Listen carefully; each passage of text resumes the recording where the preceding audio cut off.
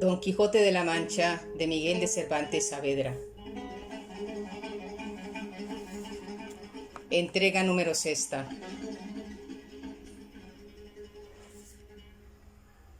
Segunda parte del ingenioso hidalgo Don Quijote de la Mancha.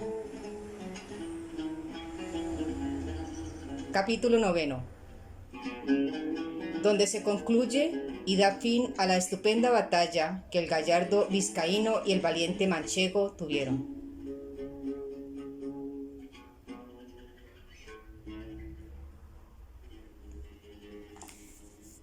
Dejamos en la primera parte de esta historia al valeroso vizcaíno y al famoso Don Quijote con las espadas altas y desnudas, en guisa de descargar dos furibundos pendientes, tales que, si en ellos se acertaban, por lo menos se dividirían y fenderían de arriba a abajo y abrirían como una granada, y que en aquel punto tan dudoso paró y quedó destroncada tan sabrosa historia, sin que nos diese noticia su autor dónde se podría hallar lo que de ella faltaba. Causóme esto mucha pesadumbre, porque el gusto de haber leído tampoco se volvía en disgusto, de pensar el mal camino que se ofrecía para hallar lo mucho que, a mi parecer, faltaba de tan sabroso cuento. Parecióme cosa imposible y fuera de toda buena costumbre que a tan buen caballero le hubiese faltado algún sabio que tomara a cargo el escribir sus nunca vistas hazañas, cosa que no faltó a ninguno de los caballeros andantes, de los que dicen las gentes que van a sus aventuras. Porque cada uno de ellos tenía uno o dos sabios, como de molde, que no solamente escribían sus hechos, sino que pintaban sus más mínimos pensamientos y niñerías, por más escondidas que fuesen. Y no había de ser tan desdichado tan buen caballero que le faltase a él lo que sobró a Platir y a otros semejantes. Y así, no podía inclinarme a creer que tan gallarda historia hubiese quedado manca y estropeada, y echada la culpa a la malignidad del tiempo, devorador y consumidor de todas las cosas, el cual o lo tenía oculta o consumida. Por otra parte, me parecía que, pues, sus libros se habían hallado tan modernos como Desengaños de celos y Ninfas y Pastores de Henares, que también su historia debía de ser moderna y que, ya que no tuviese escrita, estaría en la memoria de la gente de su aldea y de las de ellas circunvecinas. Esta imaginación me traía confuso y deseoso de saber, real y verdaderamente, toda la vida y milagros de nuestro famoso español Don Quijote de la Mancha, luz y espejo de la caballería manchega, y el primero que en nuestra edad y en estos tan calamitosos tiempos se puso al trabajo y ejercicio de las andantes armas, y al desfacer agravios, socorrer viudas, amparar doncellas, de aquellas que andaban con sus azotes y palafranes, y con toda su virginidad a cuestas, de monte en monte y de valle en valle, que si no era que algún follón o algún villano de hacha y capelina, o algún descomunal gigante las forzaba, doncella hubo en los tiempos pasados que, al cabo de 80 años, que en todos ellos no durmió un día debajo de tejado, y se fue tan entera a la sepultura como la madre que la había parido.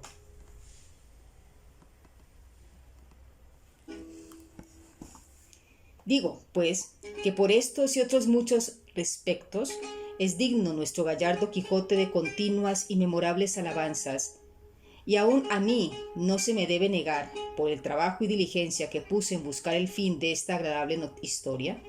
aunque bien sé que si el cielo, el caso y la fortuna no me ayudan, el mundo quedará falto y sin el pasatiempo y gusto que bien casi 2 horas podrá tener el que con atención la leyere. Paso, pues, el hallarla en esta manera. Estando yo un día en el Alcaná de Toledo, llegó un muchacho a vender unos cartapachos y papeles viejos a un sendero. Y como yo soy aficionado a leer, aunque sean los papeles rotos de las calles, llevado de esta mi natural inclinación, tomé un cartapacho de los que el muchacho vendía y vile con caracteres que conocí ser arábigos. Y, puesto que, aunque los conocía, no los sabía leer, anduve mirando si parecía por allí algún morisco aljaminado que lo leyese,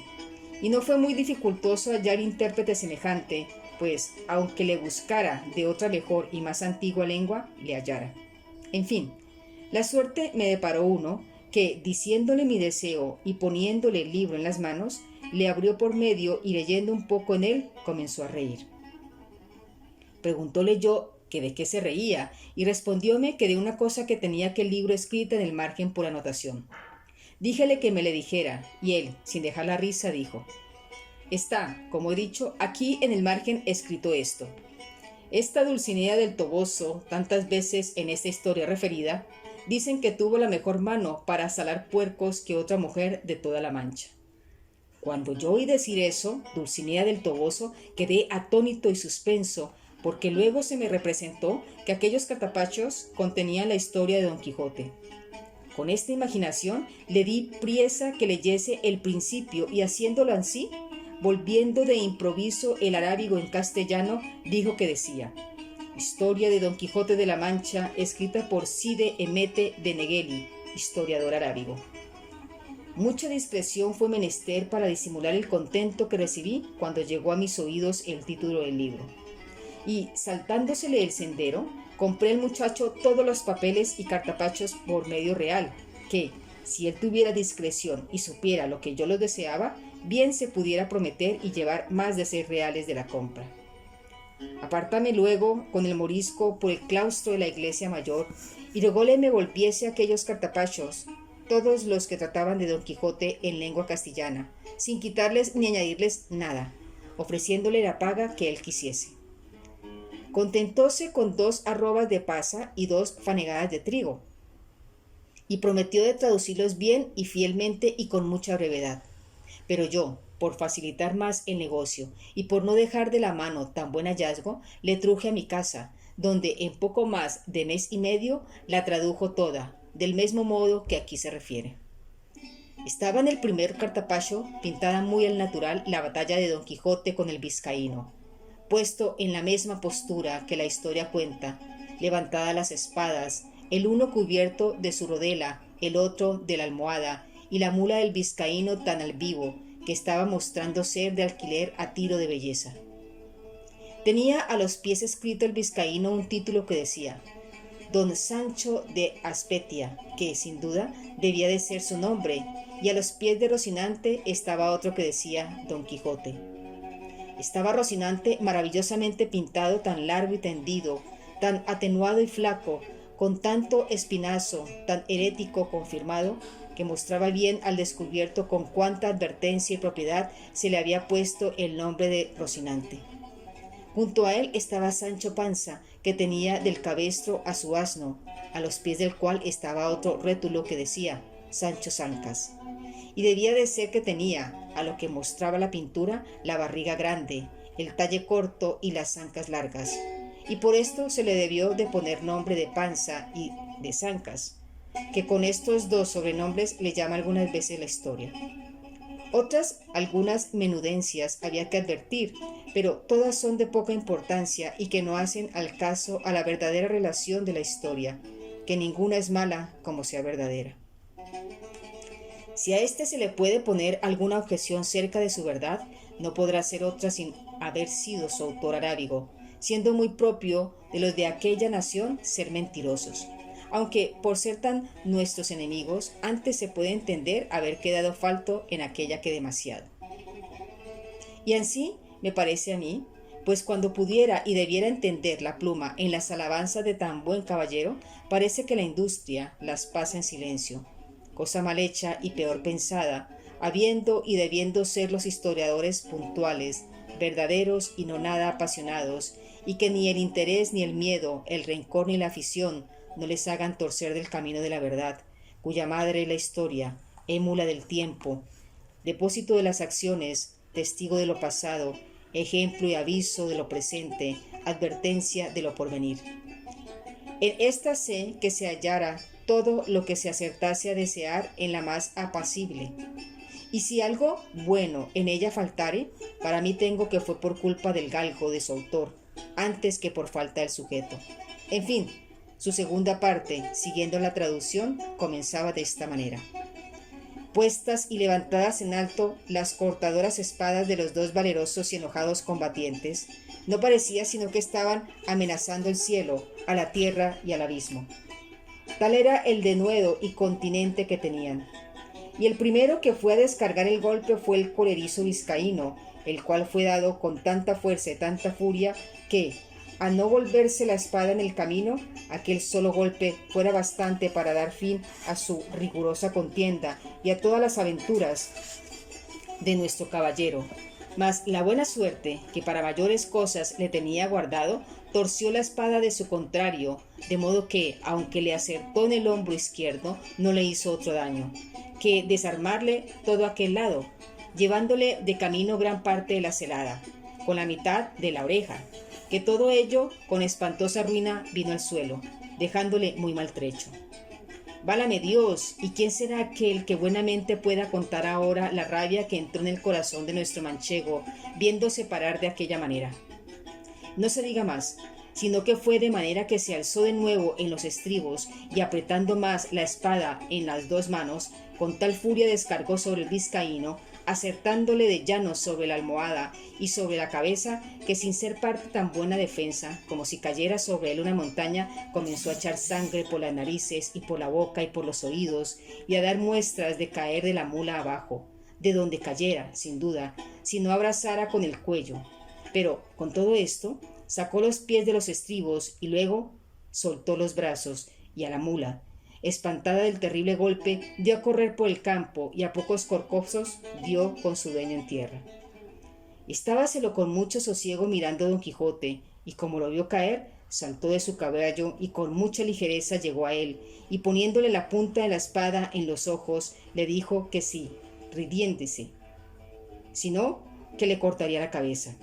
Estaba el vizcaíno tan turbado que no podía responder palabra, y él no pasaba mal, según estaba ciego Don Quijote, si las señoras del coche, que hasta entonces con gran desmayo habían mirado la pendencia, no fueran a donde estaba y le pidieran con mucho encarecimiento les hiciera tan gran merced y favor de perdonar la vida a aquel su escudero. A lo cual Don Quijote respondió con mucho entono y gravedad: por cierto, hermosas señoras, yo soy muy contento de hacer lo que me pedís, mas ha de ser con una condición y concierto, y es que este caballero me ha de prometer de ir al lugar del Toboso y presentarse de mi parte ante la sin par doña Dulcinea, para que ella haga de él lo que más fuere de su voluntad. La temerosa y desconsolada señora, sin entrar en cuenta de lo que Don Quijote pedía y sin preguntar quién Dulcinea fuese, le prometió que el escudero haría todo aquello que de su parte le fuese mandado. Pues en fe de esa palabra, yo no le haré daño, puesto que me lo tenía bien merecido.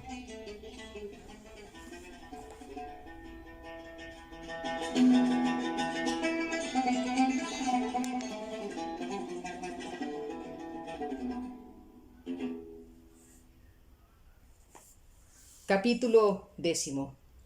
De lo que más le avino a Don Quijote con el vizcaíno y del peligro en que se vio con una turba de yangües.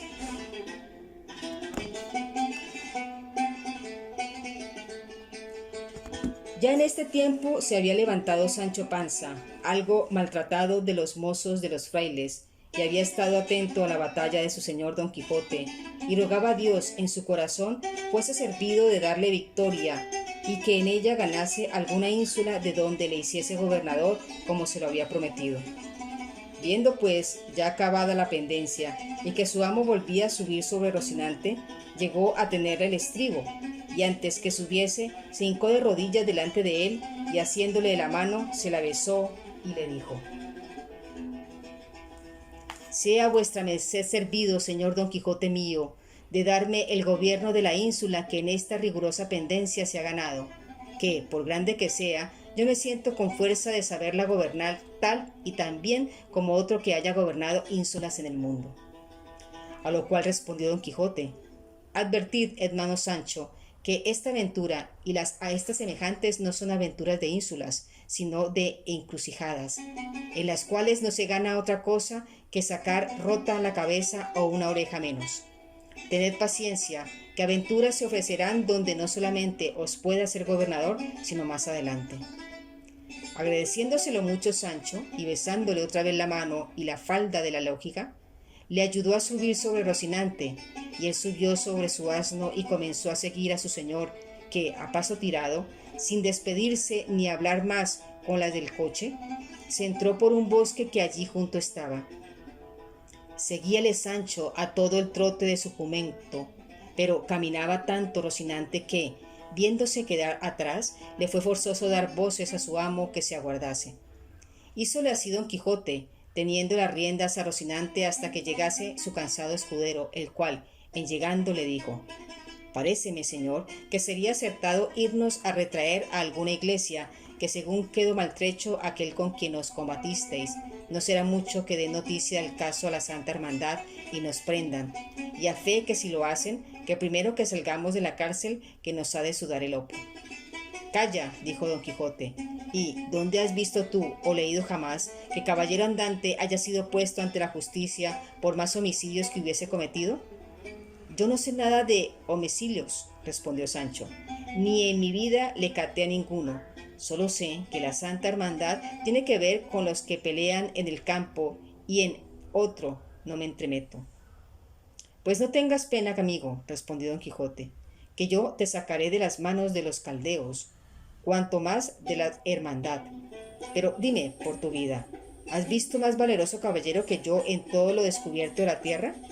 ¿Has leído en historias otro que tenga ni haya tenido más brío en acometer, más aliento en el perseverar, más destreza en el herir, ni más maña en el derribar? La verdad sea, respondió Sancho, que yo no he leído ninguna historia jamás, porque ni de leer ni de escribir. Mas lo que os haré apostar es que más atrevido amo que vuestra merced yo no le he servido en todos los días de mi vida. Y quiera Dios que esos atrevimientos no se paguen donde tengo dicho. Lo que le ruego a vuestra merced es que se cure, que le va mucha sangre de esa oreja, que aquí traigo hilas y un poco de ungüento blanco en las alforjas. Todo esto fuera bien escudado, respondió Don Quijote, si a mí se me acordara de hacer una redoma de bálsamo de firabras, con que una sola de esas gotas se ahorrará tiempo y medicinas. ¿Qué redoma y qué bálsamo es ese?, dijo Sancho Panza. Es un bálsamo, respondió Don Quijote, de quien tengo la receta en la memoria, con el cual no hay que tener temor a la muerte, ni hay que pensar ni morir de ferida alguna. Y así, cuando yo le haga y te le dé, no tienes más que hacer sino que, cuando vieres que en alguna batalla me han partido por medio del cuerpo, como muchas veces suele acontecer, bonitamente la parte del cuerpo que hubiere caído en el suelo y con mucha sutileza, antes que la sangre se hiele, la pondrás sobre la otra mitad que quedase en la silla, advirtiendo de encajallo igualmente y al justo. Luego me darás a beber solo 2 tragos del bálsamo que he dicho y veráseme quedar más sano que una manzana. Si eso hay, dijo Panzo, yo renuncio desde aquí al gobierno de la prometida ínsula y no quiero otra cosa, en pago de mis muchos y buenos servicios, sino que vuestra merced me dé la receta de ese estramador licor, que para mí tengo que valdrá la onza a donde quiera más de 2 o 3 reales, y no he de menester yo más pasar esta vida honrada y descaradamente. Pero he de saber agora si tiene mucha cosa que hacerle. Con menos de 3 reales se puede hacer 3 azumbres, respondió Don Quijote. Pecador de mí, replicó Sancho, pues, ¿a qué aguarda vuestra merced a hacerle y a enseñarme? Calla, amigo, respondió Don Quijote, que mayores secretos pienso enseñarte y mayores mercedes hacerte. Y por ahora, curémonos, que la oreja me duele más de lo que yo quisiera. Sacó Sancho de las alforjas hilas y ungüento, mas cuando Don Quijote llegó a ver rota su celada, pensó perder el juicio y puesta la mano en la espada y alzando los ojos al cielo dijo: Yo hago juramento al Creador de todas las cosas y a los santos cuantos evangelios hay, donde más largamente están escritos, de hacer la vida que hizo el grande marqués de Mantua cuando juró vengar la muerte de su sobrino Valdovinos, que fue de no comer pan a manteles ni con su mujer forjar, y otras cosas que, aunque de ellas no me acuerdo, las doy aquí por expresadas hasta tomar entera venganza del que tal desguisado me hizo. Oyendo esto, Sancho le dijo: Advierta vuestra merced, señor Don Quijote, que si el caballero cumplió lo que se le dejó ordenado de irse a presentar ante mi señora Dulcinea del Toboso, ya habrá cumplido con lo que debía y no merece otra pena si no comete nuevo delito. Has hablado y apuntado muy bien, respondió Don Quijote, y así anulo el juramento en cuanto a lo que toca a tomar de él venganza. Pero hágole y confírmole de nuevo de hacer la vida que he dicho, hasta tanto me quite esta fuerza otra celada tal y tan buena como esta a algún caballero. Y no pienses, Sancho, que así a humo de paja hago esto, que bien tengo a quien imitar en ello. Que esto mismo pasó al pie de la letra sobre el yelmo de Mambrino, que tan caro le costó a Sacripiante. Que de al diablo vuestra merced tales juramentos, señor mío, replicó Sancho, que son muy en daño de la salud y muy en perjuicio de la conciencia. Si no, dígame ahora, si acaso en muchos días no topamos hombre armado con celada, ¿qué hemos de hacer?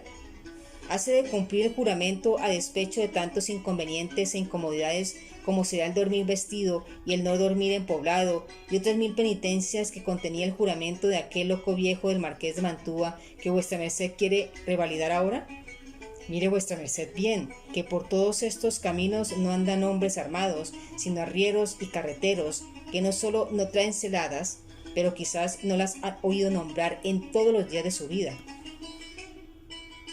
Engañaste en eso, dijo Don Quijote, porque no habremos estado 2 horas por estas encrucijadas cuando veamos más armados que los que vinieron sobre Albraca a la conquista de Angélica la Bella. Alto pues, sean sí, dijo Sancho, y adiós Prasga, que nos suceda bien y que se llegue ya el tiempo de ganar esta ínsula que tan cara me cuesta y muéreme yo luego. Ya te he dicho, Sancho, que no te dé eso cuidado alguno, que cuando faltare ínsula ahí está el reino de Dinamarca o el de Soliadista, que te vendrá como anillo al dedo, y más, que por ser en tierra firme te debes más alegrar. Pero dejemos esto para su tiempo, y mira si traes algo en esas alforjas que comamos, porque vamos luego en busca de algún castillo donde alojemos esta noche y hagamos el bálsamo que te he dicho, porque yo te voto a Dios que me va doliendo mucho la oreja. Aquí trayó una cebolla y un poco de queso y no sé cuántos mendrugos de pan, dijo Sancho, pero no son manjares que pertenecen a tan valiente caballero como vuestra merced. ¿Qué mal lo entiendes? Respondió Don Quijote. Hágote saber, Sancho, que en honra de los caballeros andantes no comer en un mes, y ya, que coman, sea de aquello que hallaren más a mano, y esto se te hiciera cierto si hubieras leído tantas historias como yo, que aunque han sido muchas, en todas ellas no he hallado hecha relación de que los caballeros andantes comiesen, si no era caso y en algunos suntuosos banquetes que les hacían, y los demás días se los pasasen en flores. Y aunque se deja entender que no podían pasar sin comer y sin hacer todos los otros menesteres naturales, porque en efecto eran hombres como nosotros, hace de entender también que andando lo más del tiempo de su vida por las florestas y despoblados, y sin cocinero, que su más ordinaria comida sería de viandas rústicas, tales como las que tú ahora me ofreces. Así que, Sancho amigo, no te congoje lo que a mí me da gusto, ni querrás tú hacer mundo nuevo, ni sacar la caballería andante de sus quicios.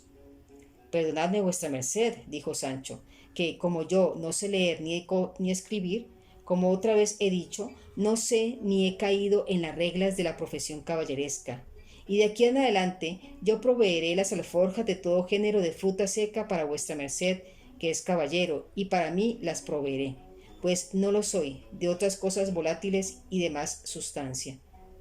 No digo yo, Sancho, replicó Don Quijote, que sea forzoso a los caballeros andantes no comer otra cosa sino esas frutas que dices, sino que sus más ordinarios sustentos debían de ser de ellas, de algunas hierbas que hallaran por los campos, que ellos cocinan y yo también conozco. Virtud es, respondió Sancho, conocer esas hierbas, que según yo me voy imaginando, algún día seré menester usar de ese conocimiento. Y sacando en esto lo que dijo que traía, comieron los dos en buena paz y compañía. Pero, deseosos de buscar dónde alojar aquella noche, acabaron con mucha brevedad su pobre y seca comida. Subieron luego a caballo y diéronle prisa por llegar a poblado antes que anocheciese, pero faltóles el sol y la esperanza de alcanzar lo que deseaban. Junto a unas chozas de unos cabreros, y así, determinaron pasarla allí. Que cuanto fue de pesadumbre para Sancho no llegar a poblado, fue de contento para su amo dormir al cielo descubierto, por parecerle que cada vez que esto le sucedía era hacer un acto posesivo que facilitaba la prueba de su caballería.